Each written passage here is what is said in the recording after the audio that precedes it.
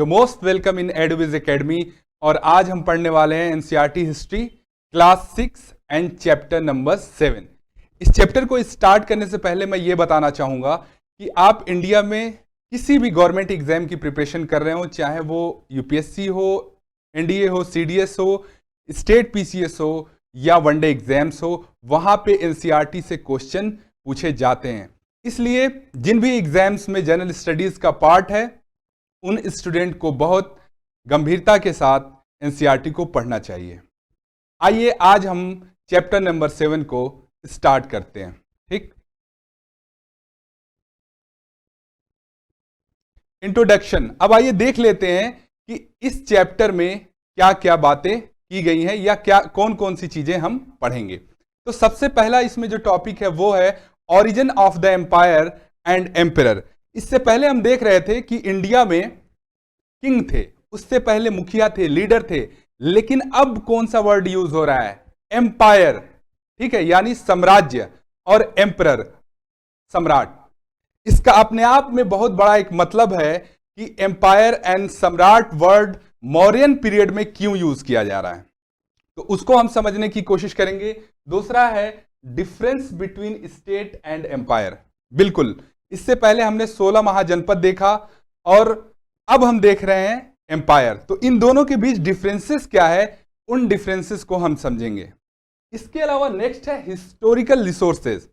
History तो हम पढ़ते हैं बट ये नहीं जानते कि हिस्टोरिकल रिसोर्सेज क्या होते हैं, यानी ऐतिहासिक स्रोत क्या होते हैं। ये मेनली 2 टाइप्स के होते हैं, एक होता है आर्कियोलॉजिकल, एक होता है लिटरेरी। अगर हिंदी में कह लें तो साहित्यिक स्रोत और पुरातात्विक स्रोत। साहित्यिक स्रोत में जितनी भी बुक्स लिखी गई हैं वो सारी आती हैं, पुरातात्विक में कॉइन्स आते हैं, पॉट्स आते हैं, और उस टाइम के जो बिल्डिंग्स हैं, ग्रेव हैं, कब्रें हैं, वो सारी चीज आती हैं। तो उनको हम एक एक करके पढ़ेंगे। And then Chandragupta Maurya and Chanakya. फिर जो मौर्यन एम्पायर के फाउंडर थे, संस्थापक थे चंद्रगुप्त मौर्य, और उनके गुरु थे चाणक्य, उनके बारे में हम पढ़ने वाले हैं।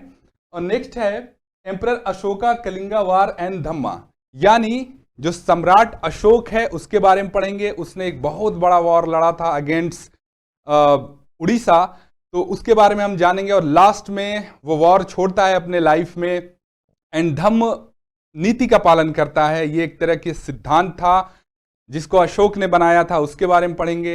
एंड लास्ट में administration and tax system of Mauryan period, यानी मौर्यन पीरियड का जो एडमिनिस्ट्रेशन था, प्रशासन था, और उनकी जो टैक्स व्यवस्था थी उसके बारे में हम जानने वाले हैं। तो ये जितने टॉपिक हैं ये सारे टॉपिक हमारे इस चैप्टर में कवर होंगे। एक चीज और बता देना चाहता हूं, जब आप एनसीईआरटी पढ़ते होंगे तो एनसीईआरटी में क्या होता है, चीजें सीक्वेंस में नहीं दी होती है। जैसे चैप्टर नंबर हम 7 को ले लेते हैं तो कोई चीज आगे लिखा है, कहीं बीच में लिखा है, कोई चीज लास्ट में उठा के लिख दिया है। तो जब मैं पढ़ाता हूं तो एज ए समरी पढ़ाता हूं और कोशिश करता हूं इसको एक सीक्वेंस में अरेंज करके दूं ताकि आप लोगों को समझने में आसानी होगी। ठीक है, आइए पहला टॉपिक है डिफरेंट बिटवीन महाजनपद एंड एम्पायर, यानी महाजनपद और एम्पायर के बीच में क्या डिफरेंसेस है। इससे पहले हमने 16 महाजनपद को देखा था, तो वो एक नॉर्मल स्टेट थे, किंग था लेकिन किंग के पास उतनी पावर नहीं थी। तो इनमें वही सारे डिफरेंसेस दिखाए गए हैं कि महाजनपद और एम्पायर में क्या डिफरेंस होता है। तो पहला पॉइंट आप देखेंगे कि जो हमारा एम्पायर होता है उसका एरिया बहुत बड़ा होता है। जैसे मौर्यन एम्पायर था, north to south, east to west, इसका एरिया बहुत बड़ा था। वहीं दूसरी तरफ हम जब देखेंगे तो जो महाजनपद थे उनका एरिया बहुत स्मॉल था, लाइक अ डिस्ट्रिक्ट। इसीलिए उस टाइम पे वर्ड भी यूज किया गया, जनपद एंड महाजनपद। दूसरा पॉइंट हम देखते हैं।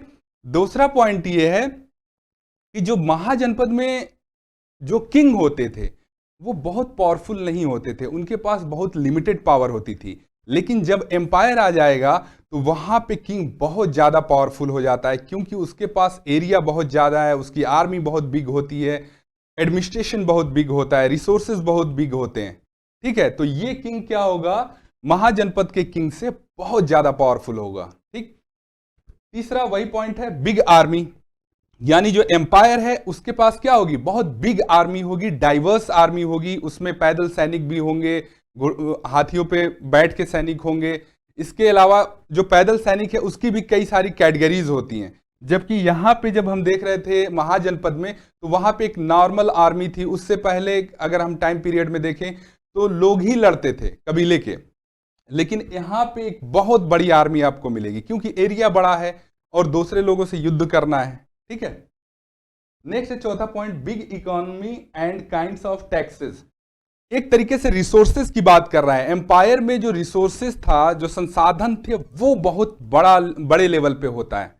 ठीक है, रिसोर्सेज लाने के तरीके बहुत ज्यादा होते हैं और रिसोर्सेज भी बहुत ज्यादा होता है। ठीक है, तरह तरह के ये टैक्सेस लगाते हैं। दूसरी तरफ हम देखेंगे, अगर महाजनपद की बात करें तो उनकी इकोनॉमी बहुत छोटी होती है। ठीक है, टैक्स सिस्टम भी बहुत बढ़िया नहीं होता है, एक तरीके से काम चलाऊ कह सकते हैं। ठीक, अब बात करते हैं हम एडमिनिस्ट्रेशन की। तो जो एम्पायर है उसका एडमिनिस्ट्रेशन भी बहुत लार्ज होता है। अब मौर्यन पीरियड में देखेंगे कि अलग अलग डिपार्टमेंट्स बने हुए हैं, सेंट्रल लेवल पे, स्टेट लेवल पे, ठीक है, डिस्ट्रिक्ट लेवल पे, जोन लेवल पे, ब्लॉक लेवल पे और विलेज लेवल पे। ठीक है, एक तो ये इनका ढांचा है इनके एडमिनिस्ट्रेशन का। साथ ही ऑफिसर अलग हैं हर डिपार्टमेंट के, पुलिस सिस्टम है, स्पाई है यानी गुप्तचर है। ठीक, तो ये सारी डाइवर्सिटी आपको कहां देखने को मिलेगी? एम्पायर में। और अगर हम बात करें महाजनपदाज की, तो वहां पे इतनी ज्यादा डाइवर्सिटी देखने को एडमिनिस्ट्रेशन में नहीं मिलती है। तो इस टॉपिक में मेनली यही समझाया गया था कि जनपद और एम्पायर के बीच जो एडमिनिस्ट्रेशन है उन दोनों में डिफरेंसेस क्या क्या हैं। ठीक है, आइए अब नेक्स्ट देखते हैं। नेक्स्ट टॉपिक, हमारा नेक्स्ट टॉपिक बात कर रहा है हिस्टोरिकल रिसोर्सेज के बारे में। हिस्ट्री तो हम पढ़ते हैं, ठीक है, बहुत सारे लोग पढ़ते हैं, बट ये नहीं जान पाते कि हिस्ट्री किस बेस पे तैयार की जाती है। तो हिस्ट्री मेनली दो चीजों के बेस पे तैयार की जाती है। एक तो जो लिटरेरी सोर्सेज होते हैं यानी साहित्यिक स्रोत, और दूसरा होता है पुरातात्विक स्रोत। और उनमें क्या क्या चीज आती हैं? अगर लिटरेरी सोर्स में देखें तो ये सारे सिक्के, क्वाइन, मूर्तियां, अदर जो चीजें पाई थी, ग्रेव में जो चीजें पाई जाती है, ज्वेलरी जो पाई जाती है। ठीक, और अगर हम लिटरेरी में देखें साहित्यिक स्रोत में, तो उसमें धार्मिक ग्रंथ और जो फॉरेनर्स आए थे उनकी सारी चीजें मिलती हैं। ठीक, तो यही सबसे पहला क्वेश्चन है कि हिस्टोरिकल रिसोर्सेज क्या होता है। तो हिस्टोरिकल रिसोर्सेज वो होता है कि जिसके बेस पे हिस्ट्री का पुनर्निर्माण होता है या निर्माण होता है। ठीक है, वही क्या होता है हिस्टोरिकल सोर्स, उसी को कहते हैं। और उनमें क्या क्या चीजें आती हैं? दो तरह की चीजें आती हैं, एक लिटरेचर की आती हैं और एक आर्कियोलॉजिकल चीजें आती हैं। तो हिस्टोरिकल सोर्सेस को अगर साधारण भाषा में कहें तो एक तरीके का ये एविडेंस होता है। इसमें दो लोग काम करते हैं, एक होता है हिस्टोरियन यानी इतिहासकार, और दूसरा होता है आर्कियोलॉजिस्ट। और दोनों क्या इकट्ठा करते हैं? एविडेंसेस, और उन एविडेंसेस के बेस पे ये क्या लिखते हैं? हिस्ट्री लिखते हैं। तो एक बार फिर से नजर डाल लेते हैं, जिसको हम लिटरेरी सोर्सेस कहते हैं यानी साहित्यिक स्रोत कहते हैं, उसमें आ जाती है रिलीजियस बुक। जैसे इंडिया में आप देखेंगे बौद्ध धर्म, सनातन धर्म, जैन रिलीजन, ठीक है, तो ये जितने भी रिलीजन हैं उस टाइम पीरियड में उन्हें बहुत सारी बुक्स लिखी गई थी, और उन बुक्स से हिस्ट्री के बारे में काफी इंफॉर्मेशन मिलता है। वहीं दूसरी तरफ अगर हम देखें तो जो फॉरेन से बहुत सारे लोग आए थे, विदेश से बहुत सारे लोग इंडिया आए थे, तो उन लोगों ने यहाँ घूमा, इंडिया के अंदर बहुत राजाओं के पास गए, उनके एडमिनिस्ट्रेशन को देखा, उनके महलों को देखा, उनके सोसाइटी को देखा। तो इन्होंने भी बहुत सारी बुकें लिखी। हिस्ट्री में आ गए आप जो है मेगास्थनीज, ठीक है, टालमी, और भी तरह तरह के, जो पायस था। तो इस तरह के आपको हिस्टोरियन देखने को मिलेंगे, राइटर देखने को मिलेंगे जो फॉरेन से आए थे, और इनके जो एविडेंसेस हैं वो हिस्ट्री को बनाने में बहुत काम आते हैं। तीसरा है नॉन रिलीजियस बुक, यानी जिनको गैर धार्मिक बुक कहते हैं। जैसे कालिदास ने लिखा, तुलसीदास ने लिखा, सायण ने लिखा, कलहड़ ने लिखा। उस टाइम पे बहुत ऐसे राइटर थे जिनका रिलीजन से कोई लेना देना नहीं था, ये अपना इंडिविजुअल लिख रहे थे। तो इनकी लिखी हुई जो बुक थी, जो एविडेंसेस थे, उससे क्या होता है? हिस्ट्री का निर्माण करने में हेल्प मिलता है। तो ये तो एक तरह का स्रोत हो गया। दूसरा जो स्रोत है वो है आर्कियोलॉजिकल। ये नाम से ही काफी कुछ कह देता है। अब इसमें क्या आते हैं? इंस्क्रिप्शन आते हैं। जैसे आपने देखा कि अशोक की जो पूरी हिस्ट्री लिखी गई है वो इन्हीं के बेस पे लिखी गई है। पत्थरों पे वो लिखवाता था, पिलर्स पे लिखवाता था। तो वो सारे एविडेंसेस हैं, क्वाइंस हैं, मूर्तियां हैं, ठीक है, स्मारक और भवन हैं, गहने हैं, बर्तन हैं। तो ये सारी जो खुदाई में मिलती है आर्कियोलॉजिस्ट को, ये सारी चीजें उसका बहुत डीपली वो अध्ययन करते हैं और उसके बाद वो हिस्टोरिकल एविडेंस जो है उसके बेस पे हिस्ट्री का निर्माण करते हैं। ठीक है, तो अगर आपसे कोई पूछे कि हिस्टोरिकल रिसोर्सेज क्या होते हैं, तो सिंपल भाषा में हिस्टोरिकल रिसोर्सेज जो होते हैं वो एक तरह के एविडेंस होते हैं, और वो एविडेंस टू टाइप्स के होते हैं, एक होता है साहित्यिक, एक होता है पुरातात्विक। तो साहित्यिक में सारी बुक्स आ जाती हैं जो फॉरेन के राइटर ने लिखा या इंडियन राइटर्स ने लिखा या नॉन रिलीजियस राइटर ने लिखा। इसके अलावा जब हम आर्कियोलॉजिकल डिपार्टमेंट की बात करते हैं तो उसमें ये जो सारी चीजें मिलती हैं ये आ जाती हैं। ठीक, अब आइए नेक्स्ट टॉपिक देखते हैं। अब हम ये देखेंगे कि आखिर जो मौर्यन पीरियड की हिस्ट्री बनी, जिसका निर्माण हुआ या लिखी गई, तो उसके क्या क्या सोर्सेज मिले हैं। तो उसमें देखेंगे जो सबसे बड़ा सोर्स था वो था चाणक्य ने एक अर्थशास्त्र नाम की बुक लिखी थी। ठीक है, और ऐसा माना जाता है कि इंडिया के अंदर एडमिनिस्ट्रेशन, इकोनॉमी और पॉलिटिक्स पे लिखी गई ये संभवतः पहली बुक थी। इसमें काफी कुछ इंफॉर्मेशन मिलता है, मौर्यन एम्पायर का क्या स्ट्रक्चर था, एडमिनिस्ट्रेशन का किस तरह वो फंक्शन काम करता था, ये सारी हो गई। इकोनॉमी कैसी थी उनकी, टैक्सेस किस टाइप के लगे, उन सारी चीज़ों को भी चाणक्य ने लिखा है अपनी बुक में। साथ ही साथ एक पॉलिटिकल स्ट्रक्चर क्या होना चाहिए, स्ट्रैटेजी क्या होनी चाहिए, इन सारी चीज़ों पे भी चाणक्य बात करते हैं। इसके अलावा अशोका के इंस्क्रिप्शन और पिलर मिले हैं, यानी हिंदी में कह लें तो अभिलेख और पिलर, वो पत्थर के होते थे। अशोक समाज में उनको गड़वाता था, उस पत्थर के ऊपर मैसेज लिखा होता था जिसको लोग पढ़ते थे और सीखते थे कि किंग क्या मैसेज देना चाहता है। और लास्ट है मेगास्थनीज एंड इंडिका। तो मेगास्थनीज जो था ये सेलियस निकेटर का एक एम्बेसडर था, जिसको सेलियस निकेटर ने भेजा था यहाँ पे। तो उसने एक बुक लिखी थी और बहुत सारे राजाओं के दरबार में वो गया था, खासतौर पे पाटलिपुत्रा गया था, वहाँ के एडमिनिस्ट्रेशन, इकोनॉमी और सैन्य प्रशासन यानी आर्मी के एडमिनिस्ट्रेशन के भी बारे में उसने लिखा है। ठीक, तो ये 3 एविडेंसेस है। इसके अलावा बहुत सारे एविडेंसेस हैं, बहुत सारी चीज़ें हैं जो मौर्यन पीरियड के बारे में इंफॉर्मेशन देते हैं, लेकिन आपकी एनसीईआरटी बुक में यही 3 रिसोर्सेज दिए गए हैं और उसमें भी खास तौर पे मेगास्थनीज के बारे में ज़्यादा जिक्र किया गया है। तो आइए देखते हैं कि मेगास्थनीज ने मौर्यन एम्पायर के बारे में क्या कहा। अबाउट किंग, तो जो मेगास्थनीज था वो सबसे पहले बात करता है राजा के बारे में कि जो मौर्यन एम्पायर में जो किंग पाटलिपुत्र में रहता था उसका हाव भाव या उसका ऑरा क्या था, वो कैसे रहता था। तो सबसे पहला पॉइंट उसने लिखा है कि किसी खास मौके पे किंग क्या करता था, वो पब्लिक के बीच में जाता था, जश्न मनाया जाता था। और किंग कैसे जाता था, किंग को एक पालकी में बैठा जाता था। आज भी आप शादियों में देखते होंगे तो विदाई के समय उस तरह की पालकी यूज की जाती है। ठीक ये चीज उस टाइम भी यूज की जाती थी किंग को बैठाने के लिए, और वो जो पालकी होती थी वो सोने की होती थी। थर्ड पॉइंट है कि राजा के साथ बॉडीगार्ड भी होते थे, यानी उसके अंगरक्षक होते थे, जो सोने और चांदी से सजी हाथियों पे क्या करते थे, बैठे हुए होते थे। जैसे सपोज दैट राजा ये पालकी में चल रहा है, ठीक, इसके लेफ्ट में और राइट में एलिफेंट चलती थी जो सोने और चांदी से सजी हुई थी, और उनके ऊपर जो राजा के बॉडीगार्ड या अंगरक्षक थे वो बैठे रहते थे। साथ ही साथ कुछ बॉडीगार्ड राजा के दोनों साइड में प्लांट यानी पौधों को लेके चलते थे, ट्रीज को लेके चलते थे, और उन ट्रीज के ऊपर जो है बहुत ज्यादा ट्रेंड जो पैरट होते थे, तोते होते थे, उनका एक झुंड आसपास राजा के मंडराता था और पेड़ों के आसपास भी मंडराता था।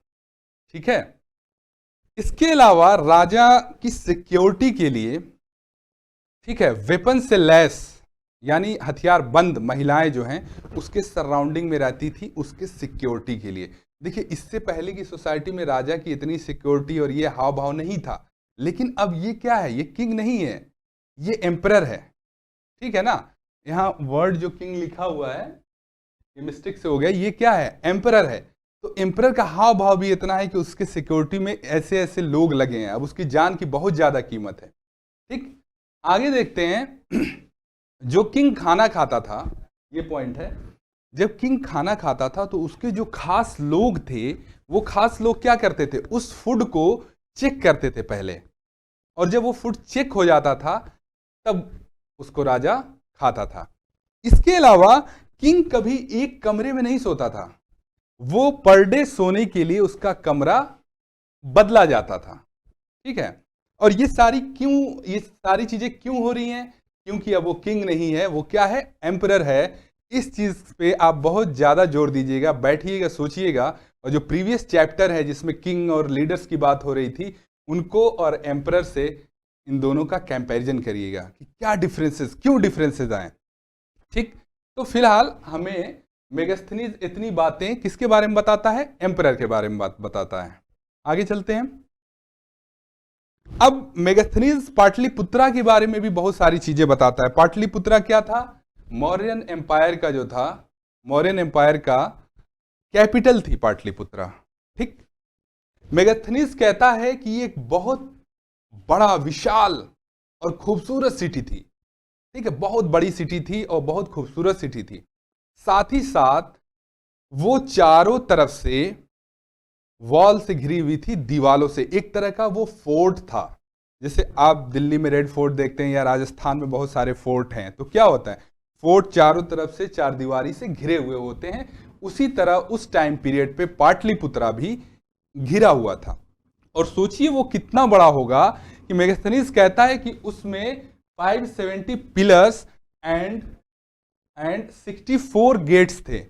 यानी जो बाउंड्री थी, जो फोर्ट था, उसमें 64 दरवाजे थे और 570 पिलर थे। ठीक है, इसके अलावा जो राजा के घर होते थे या अदर लोगों के जो घर मिले हैं उसके अंदर फोर्ट के, वो 2 से 3 मंजिले होते थे, लकड़ी और पत्थर से बने हुए होते थे। ठीक है, तो जो, या कच्ची ईंटों से, तो जो वो ब्रिक्स थी, जो वो ईंटें थी, वो कच्ची थी। यहाँ वर्ड देखिएगा, कच्ची ईंटों की बात कर रहा है, जबकि इससे पहले हम देखते हैं कि पकी हुई ईंटों का भी अलग अलग सिविलाइजेशन में यूज हो चुका है।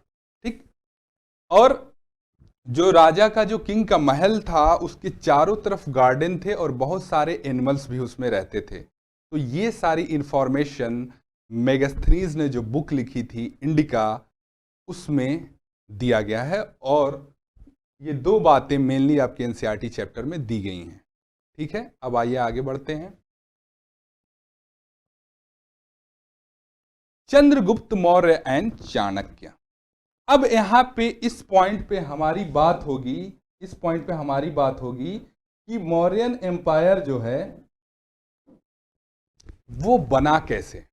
ठीक है, एक बैग तो नहीं आया होगा, कुछ कंडीशन रही होगी। ठीक है, तो आइए उसको समझने की कोशिश करते हैं। यहां है मगध और पाटलिपुत्र, इस एरिया में, बिहार में, जो वर्तमान में बिहार है। ठीक है, वहां पे एक डायनेस्टी थी, नंद डायनेस्टी, और उस टाइम पे एक किंग था जिसका नाम था घनानंद। ठीक है, इस कहानी को समझ जाएंगे अगर, तो आप ये भी समझ जाएंगे कि मौर्यन जो एम्पायर था उसकी नींव कैसे रखी गई है ना। तो यहां पे घनानंद किंग था। ठीक उसी टाइम पीरियड में पश्चिम से एक अटैक होता है इंडिया के ऊपर, और वो कौन करता है, ये अटैक करता है अलेक्जेंडर, जिसको हिंदी में सिकंदर भी कहते हैं।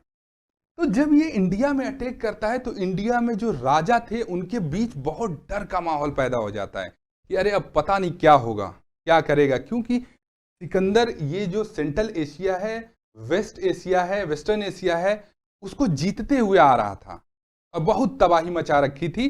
तो इसीलिए इंडिया के भी किंग को लगता था, उनके दरबार में बहुत उथल पुथल हो गई, आर्मी, ये सारी चीजें, कि अब क्या होने वाला है, एक डर का माहौल था। और इसी डर का माहौल का फायदा, इसी डर के माहौल का फायदा 2 लोग उठाते हैं यहां पे, कहा, मगध एम्पायर में। एक पर्सन का नाम है चंद्रगुप्त मौर्य और दूसरा पर्सन है उसके गुरु, जिनका नाम है चाणक्य। बहुत सारे किस्से आपने सुने होंगे चाणक्य के बारे में, सोशल मीडिया पे, लोगों से, बुक्स के माध्यम से, और बिल्कुल जानना चाहिए उस पर्सन को। कि उसने कितना दिमाग लगाया और क्या किया उसने, आइए देखते हैं।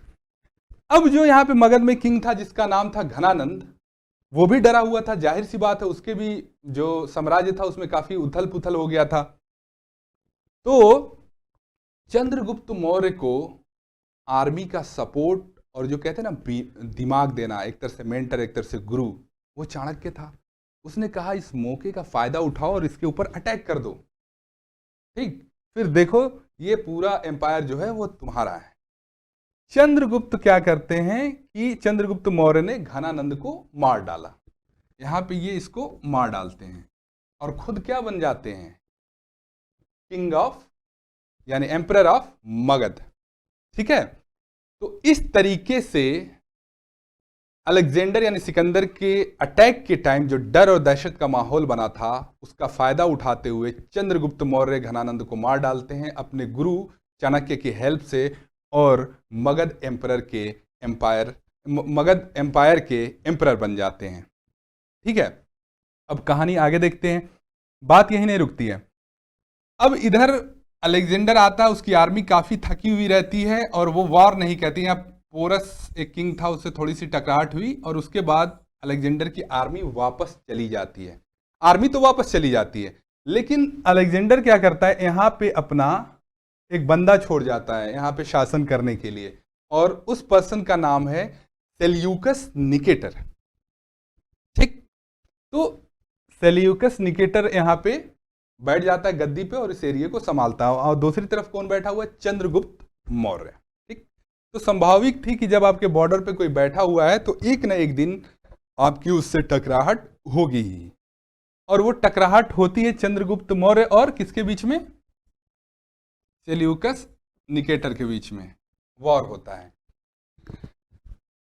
सेल्यूकस निकेटर को अंदाजा नहीं रहा होगा, ठीक है, वो सोचिए अलेक्जेंडर का गवर्नर था और इतनी बड़ी आर्मी, इतना उसका दुनिया में हुआ था, एक तरह से उस टाइम में माना जाता है उस टाइम की जो दुनिया थी उसको जीता था उसने, और उसको क्या करता है, वॉर में चंद्रगुप्त मौर्य हरा देता। अब सोचिए चंद्रगुप्त की आर्मी कितनी मजबूत रही होगी, ठीक है, इसको भी आप पढ़िएगा और देखिएगा। अब जब हरा देता है तो उसके बाद चंद्रगुप्त मौर्य और ये जो है सेल्यूकस निकेटर के बीच में एक समझौता होता है। उस समझौते में यह तय होता है कि सेल्यूकस निकेटर अपनी पुत्री का, अपनी डॉटर की शादी जो है चंद्रगुप्त मौर्य से कर देता है। साथ ही साथ यहां तक था मौर्यन एम्पायर, तो इस एरिया में काबुल, कंधार, हेरात और मकरान तट जो है उसको दहेज के रूप में सेल्यूकस निकेटर चंद्रगुप्त मौर्य को दे देता है। और साथ ही साथ जिस मेगास्थनीज की हम बात कर रहे थे, उस मेगास्थनीज को अपना एम्बेसडर बना के भेजता है, कहाँ, पाटलिपुत्रा में। काफी दिनों तक वो पाटलिपुत्र में रहता है, वहां के सोसाइटी को देखता है, वहां के किंग को देखता है, महल को देखता है, आर्मी को देखता है, और उसके बारे में वो एक बुक लिखता है जिसका नाम है इंडिका, और इसी के बारे में हमने पहले पढ़ा, और वो इंडिका बुक मौर्यन एम्पायर के बारे में हमें काफ़ी इंफॉर्मेशन देती है, ठीक है। इतना ही आपके एनसीईआरटी में बताया गया है, और ये सिर्फ समझने के लिए बताया गया है कि स्टार्टिंग में मौर्यन पीरियड की जो स्थापना हुई, जब मौर्यन पीरियड आया, मौर्य साम्राज्य आया, तो वो कैसे आया और उसके फाउंडर कौन थे, ठीक है। तो उसके फाउंडर थे चंद्रगुप्त मौर्य, अपने गुरु चाणक्य की सहायता से हराया किसको, सेल्यूकस निकेटर को। और एक बड़े एरिया पे यहाँ आप देख सकते हैं, north to south, west to east, इतने बड़े एरिया पे क्या हो जाता है, चंद्रगुप्त मौर्य का शासन हो जाता है। आगे आप एडवांस क्लास में जब पढ़ेंगे, एडवांस बुक्स पढ़ेंगे, तो उसमें बहुत सारी डिटेल में इंफॉर्मेशन मिलेगी। यहाँ पे ये बेसिक इंफॉर्मेशन है समझने के लिए, ठीक। आइए अब आगे चलते हैं। अब बात कर रहा है एम्परर अशोका, कलिंगा वार और धम। तो चंद्रगुप्त मौर्य का जो लड़का था वो था बिंदुसार, और बिंदुसार का लड़का था अशोक, यानी एक तरह से चंद्रगुप्त मौर्य का ये पोता था, ठीक है। तो इनमें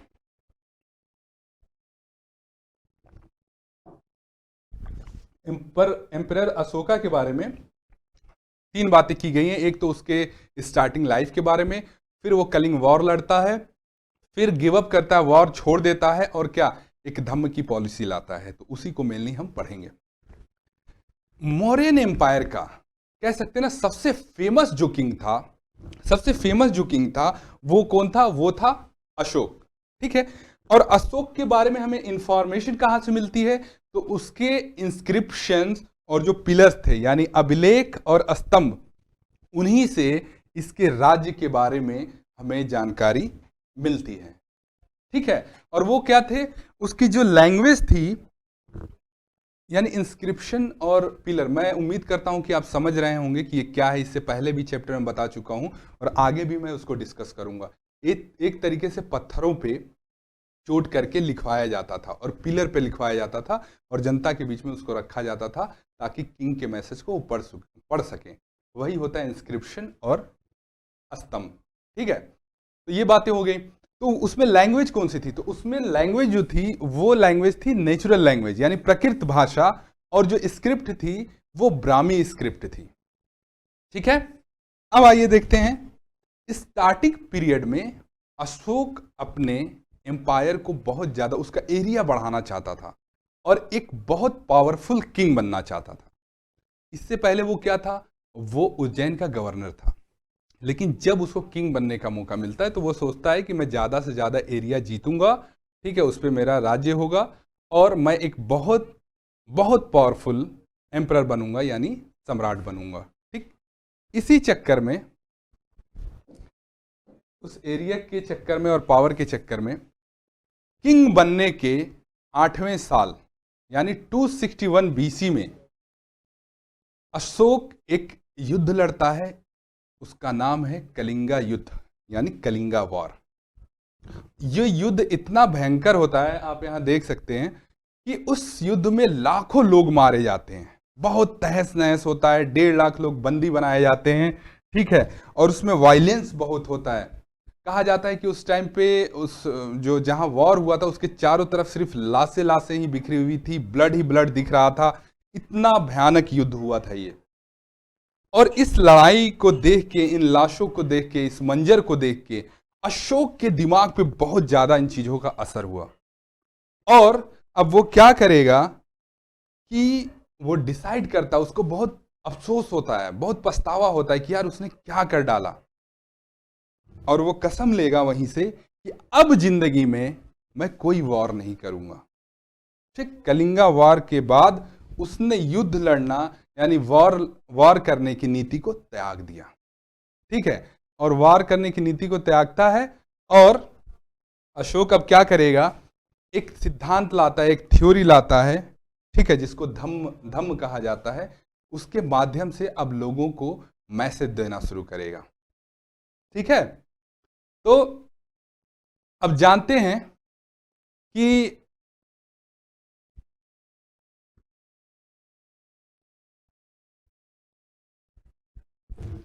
युद्ध के बाद तो उसका हृदय परिवर्तन हो गया। ठीक है, अब वो क्या करेगा? धम्म पॉलिसी लाएगा। ठीक, अब धम्म पॉलिसी अशोक क्यों लाएगा उसके बारे में हम जानेंगे। ठीक है, तो धम्म पॉलिसी क्या थी? सबसे पहले क्वेश्चन तो ये उठता है। तो धम्म पॉलिसी कोई रिलीजन नहीं था, क्योंकि उस टाइम पीरियड में रिलीजन बहुत सारे थे। ठीक है, धम्म पॉलिसी कोई रिलीजन नहीं था, ये एक तरह का सिद्धांत था, एक तरह की थ्योरी थी, जिसको आप यूनिवर्सल थ्योरी कह सकते हैं, सार्वभौमिक सिद्धांत कह सकते हैं। और इसमें क्या चीजें थी? इसमें अशोक के अपने विचार, अपने अनुभव यानी एक्सपीरियंस, और कहा जाता है कि इस थ्योरी का झुकाव कहीं ना कहीं बौद्ध रिलीजन के आसपास था, क्योंकि उसको अशोक क्या करता था? मानता था। ठीक है, लेकिन अच्छा एक बात और उसको मेंशन कर दूं, इसमें अशोक ने फील किया कि जो उसकी जनता है, जिससे एक फादर अपने बेटे को शिक्षा देता है लाइफ में, उसको समझाता है, सिखाता है, तो उसकी जो जनता है उसके बच्चे की तरह है, और अच्छे बुरे का जो मैसेज है वो उसको अपने पब्लिक को देना चाहिए। ठीक, तो क्या है? उसकी थ्योरी है, और उस थ्योरी को क्या करेगा अशोक? पब्लिक के बीच में उस मैसेज को फैलाएगा। तो ये था उसका धम्म। ठीक है, आगे एडवांस लेवल पे आप पढ़ेंगे तो धम्म की बहुत सारी डेफिनेशन मिलेगी, लेकिन एनसीईआरटी में बस सिंपली ही समझना है कि धम्म क्या था। एक एग्जाम्पल और ले सकते हैं, ठीक है, धम्म को लेके। मान लीजिए कि आप किसी एक स्टेट के किंग हैं, ठीक है। उस स्टेट में, उस स्टेट को चलाने के लिए कुछ रूल और रेगुलेशन होंगे, कुछ पॉलिसीज बनेंगी, ठीक है, कुछ नीति निर्माण होगा। तो उसमें भाई किंग का भी या जो सीएम है उसका भी अपना भी इनपुट होता है, उसके अपने एक्सपीरियंसेस होते हैं, उसका एक अपना धार्मिक जुड़ाव होता है। तो उन चीजों को, उन पॉइंट्स को भी उसमें वो डालता है कहीं ना कहीं, ठीक है। और मान लीजिए उस स्टेट के सीएम ने अपनी एक पॉलिसी बनाई, अपने हिसाब से पॉलिसी बनाई, ठीक, और उसका मकसद क्या था? लोगों के उत्थान के लिए, लोगों के डेवलपमेंट के लिए, ठीक है। सेम वही काम कौन करता है? अशोक करता है। और अशोक का ये जो धम्म था, मैं बार बार कह रहा हूं, वो कोई रिलीजन नहीं था, ये एक थ्योरी थी, ठीक है। आगे, अब थ्योरी तो थी, ठीक है, धम्म लाया, हमने देखा कि जो वॉर किया था कलिंगा, उसका बहुत इंपैक्ट पड़ा था उसके माइंड पे। लेकिन क्या सिर्फ एक कलिंगा ही रीजन था जिसकी वजह से धम्म पॉलिसी लाता है? नहीं, और भी बहुत सारे रीजंस थे। और वो क्या क्या रीजंस थे, आइए देख लेते हैं। रीजन ये था, पहला रीजन तो यही था कि चलो वॉर की वजह से उसका दिमाग चेंज हुआ, ठीक है। इसके अलावा उस टाइम पीरियड पे बहुत सारे रिलीजन थे, बहुत सारी, आज भी इंडिया में डाइवर्सिटी है, उस टाइम भी थी, अलग अलग रिलीजन थे, अलग अलग पंथ थे। तो उनसे क्या होता था, उनके हितों का आपस में कहीं ना कहीं टकराव होने लगता था, कभी कभी हिंसा भी हो जाती थी, ठीक है। तो इससे जो है वो चाहता था, अशोक चाहता था कि ये भी प्रॉब्लम वो कैसे न कैसे सॉल्व कर ले। और उस टाइम पे आप देखेंगे सनातन धर्म में जानवरों की बलि भी दी जाती थी। तो अशोक इसका भी सॉल्यूशन चाहता था, क्योंकि उस टाइम में एग्रीकल्चर में एनिमल्स का बहुत यूज था और भी बहुत सारे यूज थे। तो अशोक नहीं चाहता था कि एनिमल्स को बलि दी जाए। तो एक ये भी रीजन था। इसके अलावा स्लेव और सर्वेंट के साथ जनरली उस टाइम पे लोग अच्छा बिहेव नहीं करते थे, ठीक है। उनके साथ बहुत बुरा बर्ताव किया जाता था, उनको गुलाम समझा जाता था। ये मालिक की संपत्ति है, वो चाहे मारे पीटे, खाना दे ना दे, ठीक। तो अशोक इसका भी सॉल्यूशन चाहता था। और इसके अलावा वो ये भी चाहता था कि जो फैमिली और रिलेटिव्स के बीच में आपस में झगड़े होते हैं, उसका भी वो सॉल्यूशन चाहता है। और आप देखेंगे इन्हीं रीजन की वजह से वो क्या लाता है, ये जो धम्म पॉलिसी है वो लाता है, ठीक।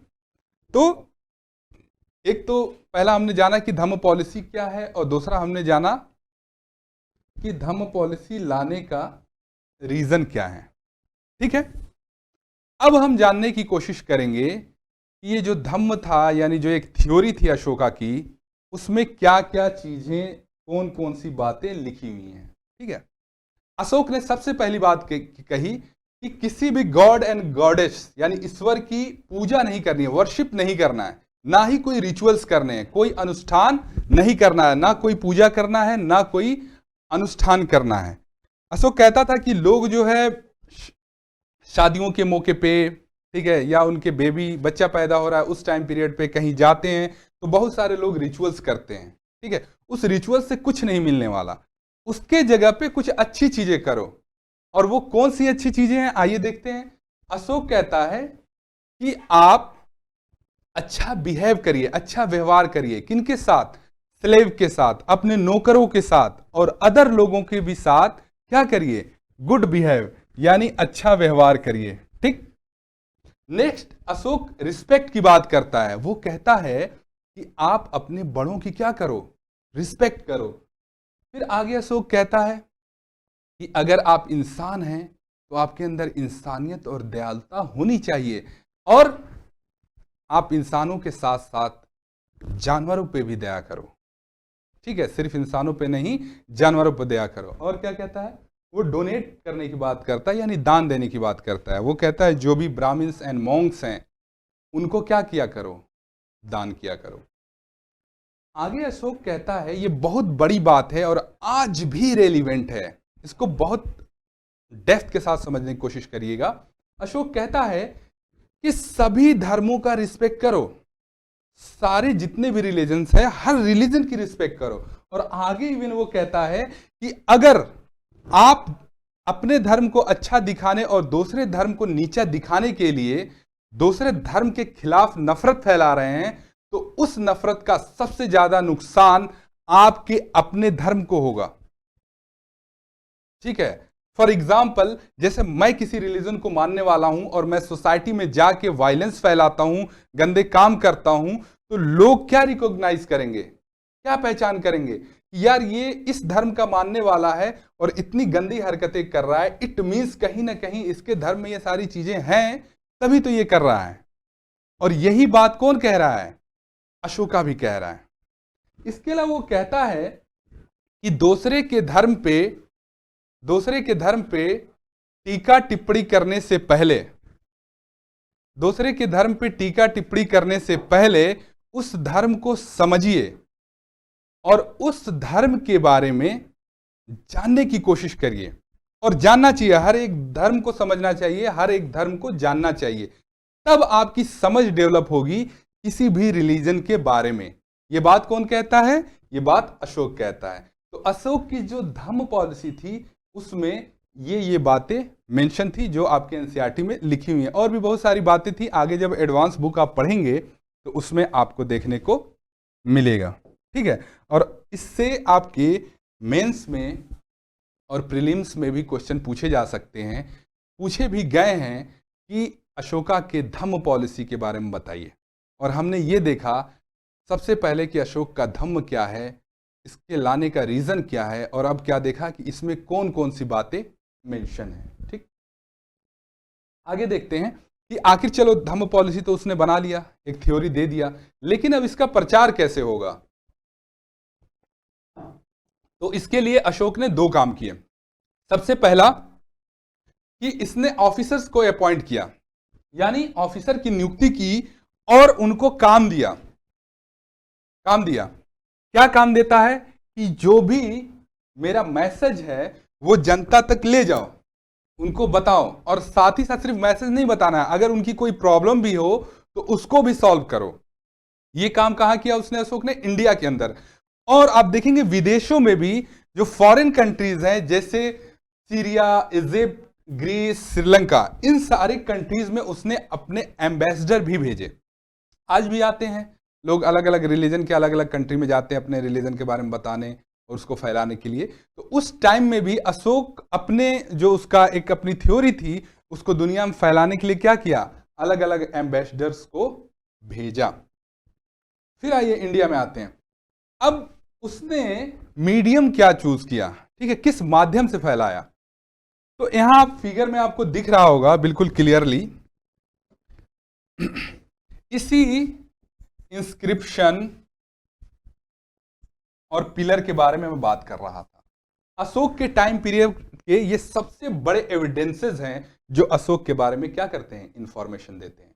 और धम्म की पॉलिसी को फैलाने के लिए उसने क्या किया कि ये जो इंस्क्रिप्शन यानी अभिलेख है वो पत्थर पे लिखवाया। ठीक, और कैसे ये देख सकते हैं, हथौड़े और छेनी की मदद से ये लिख रहा है बंदा उस पर फोर्स करके, और इस पत्थर को उठा के सोसाइटी के बीच में रख दिया जाता था। और वो जो ऑफिसर थे ना, वो ऑफिसर क्या करते थे कि इन मैसेज को जनता को पढ़ के सुनाते थे।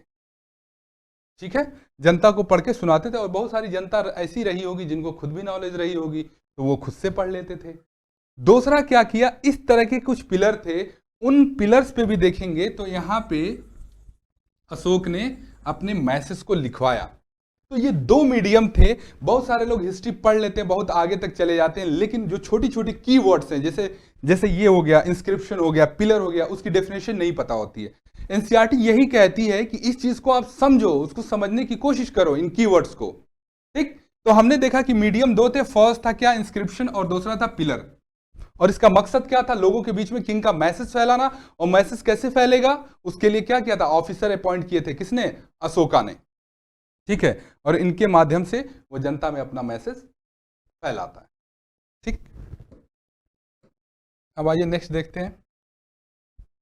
तो अब हमारा जो टॉपिक है वो ये है कि Mauryan administration and tax system. तो इस टॉपिक में हम जानेंगे मौर्यों का प्रशासन और टैक्स व्यवस्था। ठीक है, तो जो मौर्य एडमिनिस्ट्रेशन था वो अपने आप में एक पत्थर का मील है भारतीय इतिहास में। और क्यों है वो आगे खुद ही समझ जाएंगे।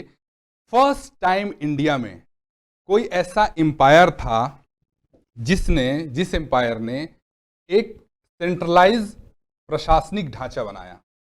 ठीक है, यानी केंद्रीय प्रशासनिक ढांचा जो है, स्ट्रक्चर जो है, फर्स्ट टाइम इंडिया में बना, जो आज तक चल रहा है। उस स्ट्रक्चर को अभी आगे हम समझेंगे।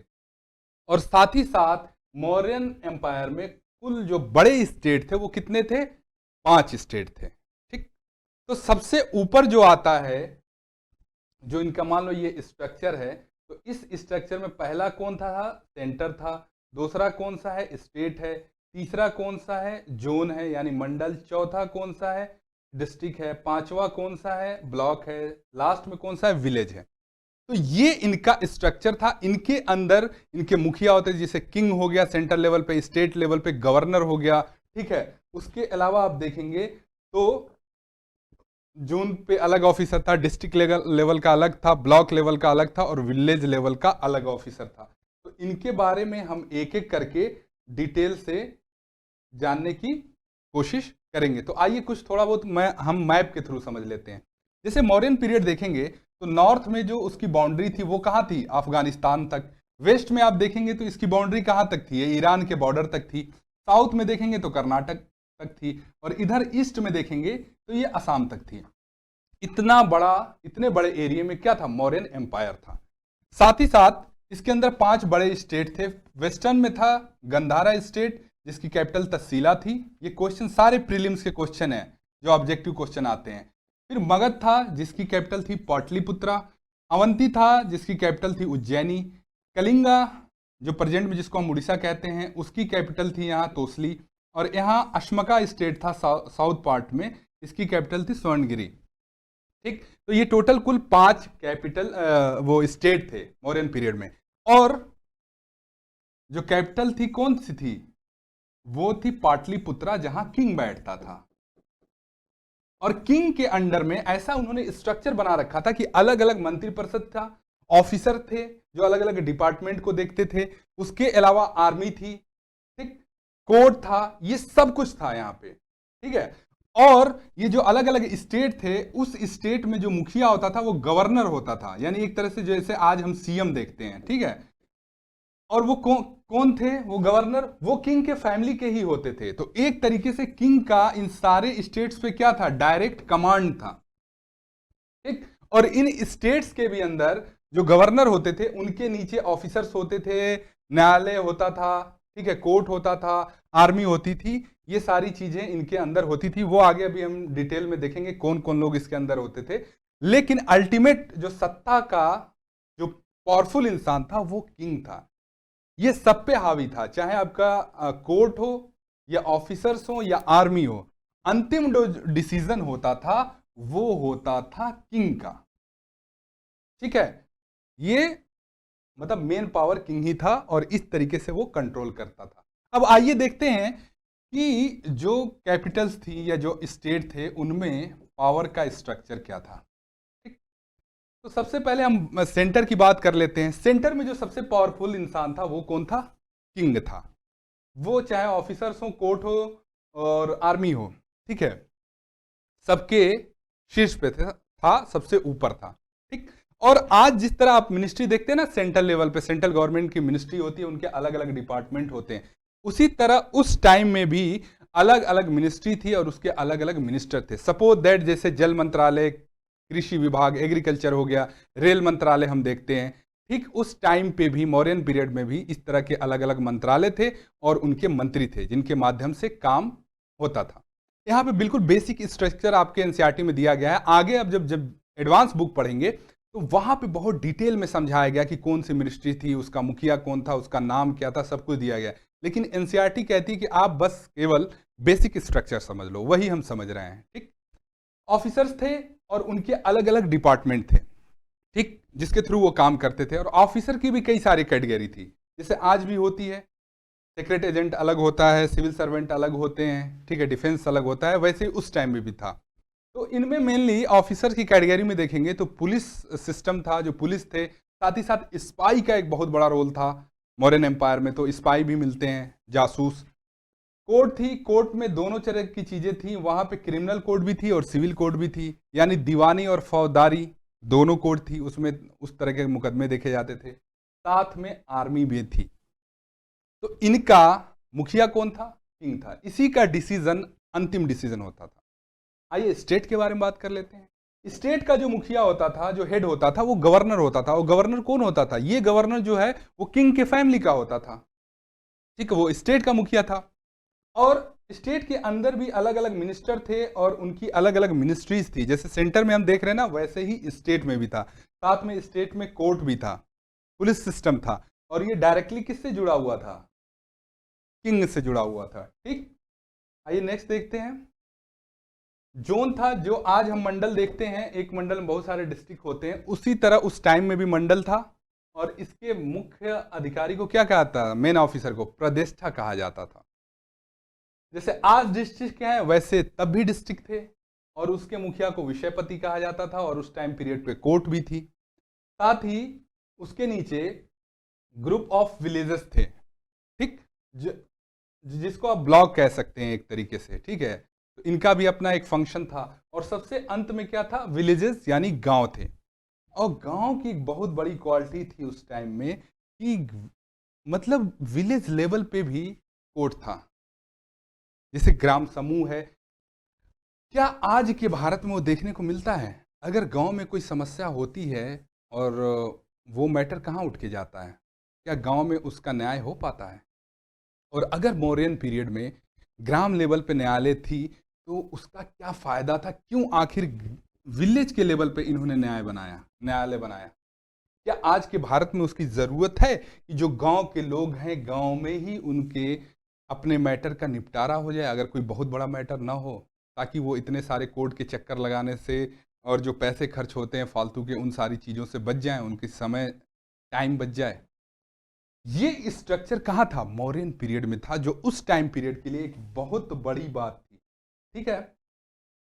और आज भी कहीं ना कहीं देखेंगे तो हमारे जो प्रेजेंट गवर्नमेंट का स्ट्रक्चर है, वो स्ट्रक्चर इससे काफी मिलता जुलता है। इवन हिस्ट्री के अंदर जब प्राचीन भारत यानी एंशियंट इंडिया में धीरे धीरे आप आगे बढ़ते जाएंगे तो यही स्ट्रक्चर सेम सेम आगे प्रशासन का बढ़ता जाएगा। इवन कि जब आप आएंगे मुगल काल में, यानी मध्य भारत में, तो उस टाइम पीरियड में भी इसी तरीके का स्ट्रक्चर देखने को मिलेगा। ये अलग चीज़ है कि उसमें अब जैसे ऑफिसर हैं तो उनकी कैटेगरीज और बढ़ा दी, टैक्सेस के अलग अलग तरीके बढ़ा दिए, स्टेट में और ऑफिसर बढ़ा दिए, ये अलग चीज़ है। लेकिन मेन स्ट्रक्चर जो बेसिक होगा वो ये होगा।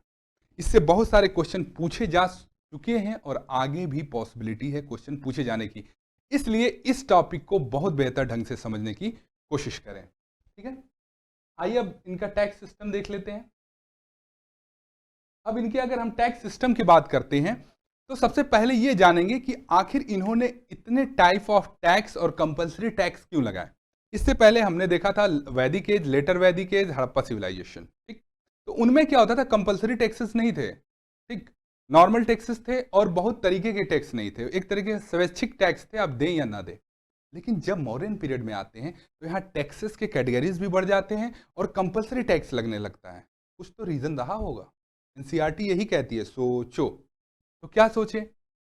ये एम्पायर था, ये कोई किंगडम नहीं थी, कोई डिस्ट्रिक्ट नहीं था, कोई महाजनपद नहीं था। यहाँ पे बड़ी आर्मी थी, बड़ा एडमिनिस्ट्रेशन था, बड़ा एरिया था, बहुत सारे काम करने थे, फोर्ट बनने लगे थे। तो उसके लिए किसकी जरूरत पड़ती? पैसों की। और पैसा कहाँ से आएगा? जनता से आएगा। और कैसे आएगा? टैक्स लगा के। तो ठीक वही काम इन्होंने किया। सबसे पहला काम किया, कई तरह के टैक्सेस लगाए। इसके अलावा क्या किया कि सबके ऊपर लगाया, समाज के हर वर्ग के ऊपर लगाया, चाहे आप फार्मर हो, चाहे आप पशुपालक हो, चाहे आप व्यापारी हो, चाहे आप क्राफ्टमैन हो, इवन आप जंगल में भी रहते हो नॉर्मली, उनके ऊपर भी लगा दिया टैक्सेस कि सभी को कंपलसरी टैक्स देना है। और अगर आप टैक्स नहीं देते हैं, तो आपको क्या दिया जाएगा? पनिशमेंट दिया जाएगा, ठीक। और इन टैक्सेस को कलेक्ट करने की इन्होंने क्या किया? ऑफिसर्स अपॉइंट किए, जिनके माध्यम से ये टैक्स वसूलते थे किंग। और इवन उन ऑफिसर के ऊपर भी स्पाई बैठा दिए कि भैया ये कोई करप्शन ना करे, ठीक है, कोई घालमेल ना करे। इसके लिए इसके ऊपर क्या बैठा दिया? स्पाई बैठा दिया कि इन ऑफिसरों की भी जांच करो। आज की जो ये सिस्टम है, रेवेन्यू जो कलेक्ट होती है और जो भी उसकी जांच होती है, इससे उसको कंपेयर करिएगा कि क्या डिफरेंसेस हैं और क्या सिमिलरिटीज़ हैं, ठीक है ना। एनसीईआरटी यही चीज़ें समझने के लिए कहती है।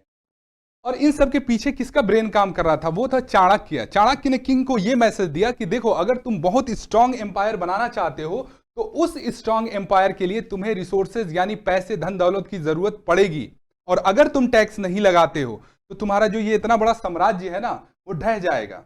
अगर उसको चाहते हो कि सतत रूप से यानी सस्टेन रूप से चलता रहे, तो क्या करो, ज्यादा से ज्यादा टैक्स कलेक्ट करो, रेवेन्यू कलेक्ट करो, तभी तुम्हारा ये सिस्टम चल पाएगा। आगे मेडिवल पीरियड में आप जाके देखेंगे तो मोहम्मद बिन तुगलक और बहुत सारे ऐसे किंग आते हैं जो अलग अलग टैक्सेस लगाते हैं। क्या मकसद होता है और उनका जो पूरा एम्पायर है या राज्य है कैसे चलता है, तो उसकी जो जड़ है वो यही टैक्सेस है। जितने भी इंडियन हिस्ट्री में या वर्ल्ड की हिस्ट्री में बड़े बड़े एम्पायर देखेंगे तो उसका सबसे बड़ा रीजन यही है कि उनके रिसोर्सेज ही तय करते थे कि आप कितना लॉन्ग चलेंगे। तो ठीक वही मैसेज चाणक्य ने उस टाइम पे किंग को दिया था। एक तरह का और टैक्स था, ये कंपलसरी नहीं था, नजराना था, ट्रिब्यूट था। सबसे ही जाहिर होता है कि एक तरह की भेंट की बात कर रहा है, जो भेंट दिया जाता है। ये जो टैक्स था ये इरेगुलर था, जब जरूरत पड़ती थी तब वसूला जाता था। ये नहीं था कि जब मतलब इरेगुलरली वसूला जाए, जब जरूरत पड़ी किंग को तब ये वसूला जाता था।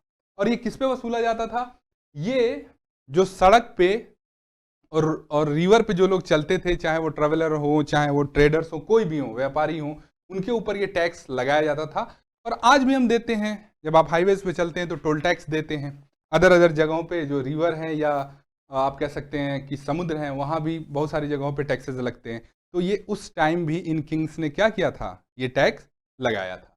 इनके बदले इन्हें कुछ मिलता भी था। जैसे हम अगर उत्तर पश्चिम की बात करें तो वहां से नजराने के रूप में क्या मिलता था, ब्लैंकेट मिलता था।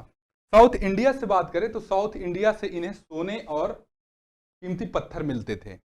इवन इन्होंने फॉरेस्ट के लोगों को भी नहीं छोड़ा जो जंगलों में रहते थे, और उनसे जैसे हाथी हो गए, एलिफेंट है, या टिम्बर है, लकड़ी है, या शहद हो गया, ठीक है, या वैक्स हो गए, ठीक, तो ये सारी चीजें जो है उनसे वसूली जाती थी। किसके रूप में, नजराने के रूप में, ठीक है। और नजराना क्या था, ये कंपलसरी टैक्स नहीं था, ये एक तरह की भेंट थी। तो बिल्कुल ये एनसीईआरटी इन्हीं कीवर्ड्स पे ज्यादा जोर देती है। आपको अगर नजराना की डेफिनेशन नहीं पता है, भेंट या ट्रिब्यूट की डेफिनेशन नहीं पता है, हिस्ट्री में आप आगे बढ़ जाएंगे लेकिन हमेशा ये खटकता रहेगा, यार इसका मतलब क्या है। इसीलिए एनसीईआरटी पढ़ना जरूरी हो जाता है, क्योंकि ये आपके कॉन्सेप्ट को बिल्ड करता है, ठीक। तो यहां से ये आपका चैप्टर समाप्त हो जाता है। और यहाँ एक बात बताना चाहूँगा कि ये जो एनसीईआरटी पढ़ाने का जो मेरा अपना पैटर्न है वो ये है कि आपको मैं पर चैप्टर का क्रक्स, समरी कह लें या निचोड़ कह लें, वो पढ़ाता हूँ। क्योंकि एनसीईआरटी के अगर चैप्टर नंबर 7 को देखेंगे या किसी चैप्टर को उठा लेंगे तो वहाँ पे चीज़ें अलग अलग जगह पे दी रहती हैं, सीक्वेंस में नहीं रहती हैं, ठीक। वो ज़्यादा समझाने पर फोकस करते हैं, ठीक है, और अलग अलग जगहों पर दी रहती हैं। मैं क्या करता हूँ, उसको समझाता भी हूँ और एक सिक्वेंस भी देता हूँ, ताकि आपको अच्छे से चीजें समझ में आए और एक सीक्वेंस भी समझ में आए, ठीक। इसके अलावा आप अपने घर पे एनसीईआरटी को रीड करें और जो भी पीछे क्वेश्चन दिया गया प्रैक्टिस करने के लिए उसको प्रैक्टिस करें। आपके कोई भी क्वेश्चन है, डाउट है, क्वेरी है, आप मुझसे पूछ सकते हैं। साथ ही मैंने ये भी प्रॉमिस किया था कि आप लोग के लिए अलग से एक मैं वीडियोस बनाऊंगा जिसमें हम टाइप ऑफ क्वेश्चन करेंगे और उसके साथ साथ नोट्स कैसे बनाना है उस पर डिस्कशन करेंगे। एक और इम्पॉर्टेंट इन्फॉर्मेशन है कि हमारे एकेडमी में जैसे एनसीईआरटी की ही अलग अलग क्लासेस चल रही हैं, इसके अलावा इंग्लिश का बैच चल रहा है, हिंदी का अलग बैच चल रहा है, लेखपाल का बैच चल रहा है, यूपीएससी का बैच चल रहा है, स्टेट पीसीएस का बैच चल रहा है, यानी जितने सारे एग्जाम्स है सारे एग्जाम्स के बैच चल रहे हैं। आप हमारे यूट्यूब पे जाके उसकी इन्फॉर्मेशन ले सकते हैं। साथ ही साथ आप हमारे नंबर पे भी कॉल कर सकते हैं जहां से आपको इन्फॉर्मेशन मिल जाएगी। इसके अलावा वीडियो के नीचे लिंक दिया गया हुआ है टेलीग्राम और व्हाट्सएप का, उससे आप हमसे जुड़ें। साथ जब आप जुड़ेंगे तो उस ग्रुप में हमारे बहुत सारे एक्सपर्ट और टीचर जुड़े हुए हैं जो आपको बहुत तरीके की इंफॉर्मेशन देंगे। आपका कोई डाउट है उसको क्लियर करेंगे और आपकी strategy, daily routine, time table या इसके अलावा कोई क्वेश्चन है तो उस पर भी आपकी हेल्प करेंगे, ठीक है। तो जुड़े रहिए हमारे साथ नए अपडेट्स के लिए और इसी तरह अच्छे से मेहनत से आप पढ़ते रहें। Thank you.